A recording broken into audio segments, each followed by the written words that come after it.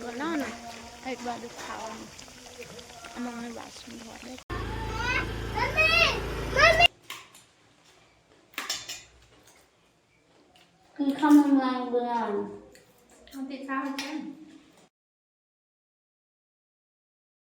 Hello friends, good morning, જય માતાજી. સ્વાગત છે મારા આજના નવા વ્લોગમાં. તો વ્લોગની શરૂઆત થાય છે સવારના 10 વાગ્યાથી. તો અત્યારે હું જાઉં છું દાદીના ઘરે. તો અમારા દાદી ભલે નથી પણ એમના નામની જેટલી પણ વસ્તુ છે ને હંમેશા એમના નામની જ રહેશે. તો મેં કલર શોધવા જાઉં છું. રેખાબેન છે ને ખાટલામાં કલર કરી આપવાના છે અને જીજુ હર્ષિલ એ બધા પણ આવવાના છે. તો અત્યારે રેખાબેન છે ને પહેલાં ઢેબરા બનાવે છે, મકાઈ દૂધીના તમને બતાવીશ. તો તમે બધા બન્યા રહેજો. દરવાજો એવો જ થઈ ગયો છે કે અને લાત મારીને ખોલવું પડે. તો હવે આવી જ છું, તમારી માતાજીની પૂજા પણ કરી લઉં પછી જમવાનું બનાવીશ. તો માતાજીની પૂજા મેં કરી લીધી. આ કલર લેવા મોકલી હતી મને મમ્મીએ. તો આ તો બહુ જૂનો છે, સુકાઈ હો ગયો હશે.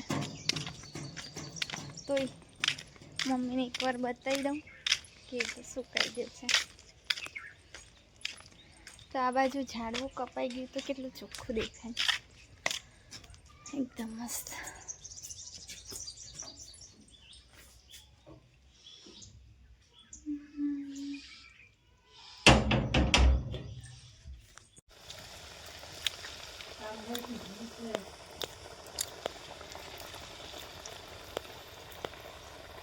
મસ્ત લાગે. એટલે મમ્મી બહુ બનાવતા નહીં આવી ખાતે દે. તો અત્યારે મકાઈના ઢીબરા તો રેખાબેને બનાવ્યા પણ બહાર ગયા ને.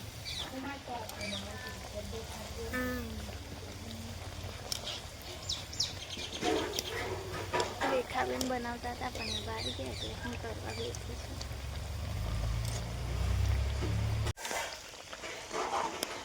એક બાજુ બનાવો ને એક બાજુ ખાવાનું મમ્મી બાસણ ધોવે પણ.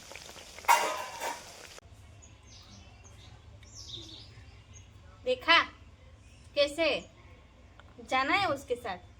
नहीं जाना? ठीक है, इधर आ जाओ. इधर ठीक ना पाले.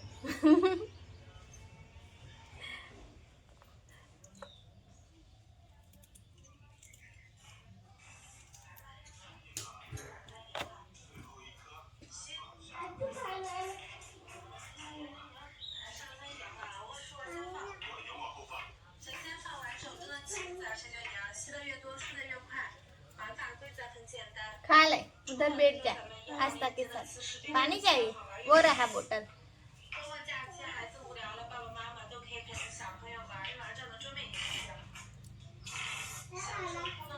हाँ, पी लो.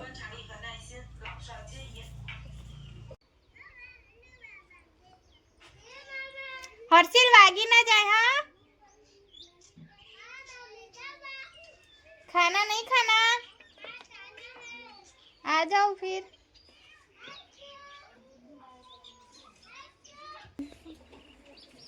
खुश है.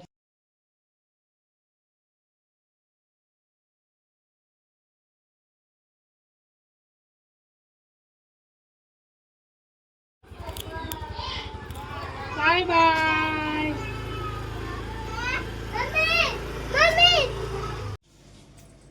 તો આજનો તડકો એટલો ખતરનાક કે પહેલી વાર મેં આટલો તડકો જોયો છે. તો 11 વાગ્યા રૂમમાં હતી, હમણાં નીકળી છું કારણ કે અમારા ટેણિયા નીચે દેખાતા નહોતા. તો સુનિતા આવી હતી, આજે રૂહીની બર્થડે છે તો રૂહી આવી હતી. એટલો ખતરનાક તાપ છે ને કે બળીને ખાક થઈ જાય. તો થોડી વાર એસી ચાલુ કરું, અડધા કલાક જેવું પાછી બંધ કરું કેમ કે આસ્था રેખાબેન બધા ઊંઘે છે. શું કરો લા ભાઈ તમે તાપમાં?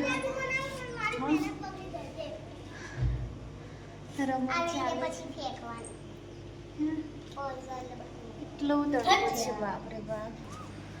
આટલા તડકામાં એક તો મમ્મી ગયા છે આજે સમૂહ લગ્નમાં, તો મમ્મી તો એટલા એ થઈને આવશે ને, કેમ કે બિલકુલ છે ને 2 મિનિટ બહાર ના ઉભી રહેવાય એટલો બધો તડકો છે. અને મારા હસબન્ડ તો બંદોબસ્તમાં છે.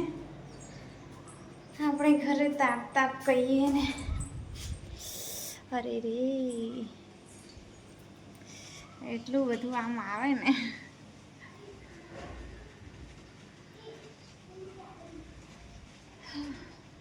બહુ જ ના ઉભી રહેવાય આજે. તો આજે આ સાઈડ ઊભા રહીએ. મેં કીધું એકવાર જોઈ જાઉં, કેમ કે એ લોકોને જોઈ લઉં તો હું શાંતિથી ઊંઘી જાઉં. તો 11 વાગ્યાની અંદર હતી ને, અત્યારે લગભગ 2:30 વાગ્યા છે. તો એકવાર સૂઈ ગઈ, પછી ઊંઘ ઉડી ગઈ. હવે પાણીના બધા બોટલ ખાલી કરીને મૂક્યા છે.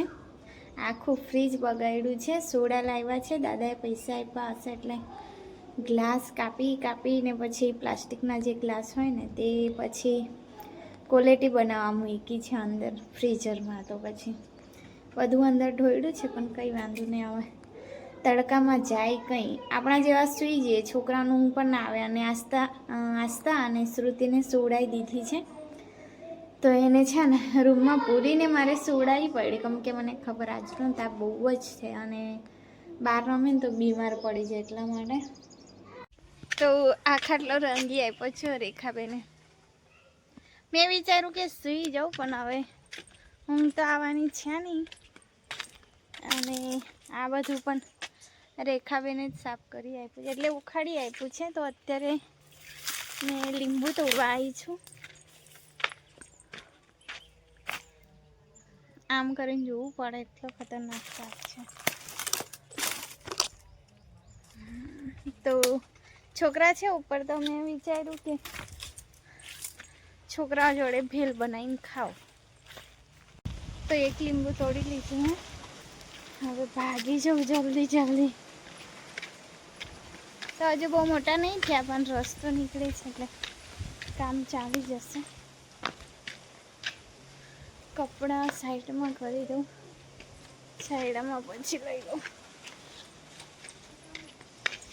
પાછા નીચે ઉતાર્યા છે ને ત્યાં. અમારા છોકરા એક તોફાની વાવાઝોડાની જેમ છે, જે બાજુ આવે ને તે બાજુ ઉથલ ફૂથલ કરી નાખે. લેલા નહીં તીખું લાગતું.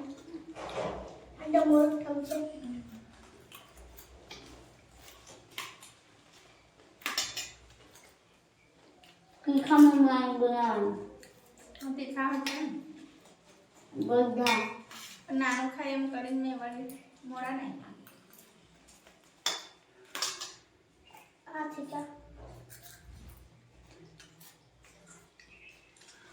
આપ નાનું દિમાગ છે તો આપણે ખાધા તો રોજ બે મીઠી ખબર નહીં કોણ કરતી. સમૂહ લગન આવે, દાદી ક્વોલિટી લે. દાદી આજે કેવી દેખાય, એકદમ કાળીઠું થઈ ગઈ દાદી તો. લે ચાલો તોડી આપું, લાવ. નીચે નહીં નાખવાનું, લઈ મીઠું આ ફિયાના મીઠું આ કચરું બી લાવતા રાખા તમારે ભૂલી જાય.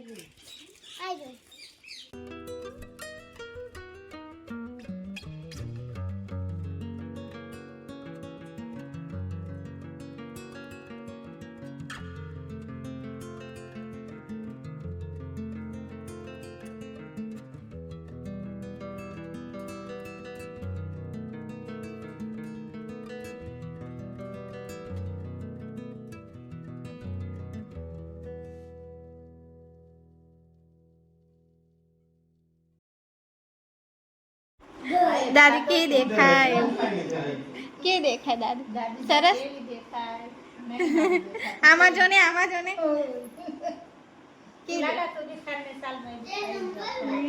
નંબર વાળા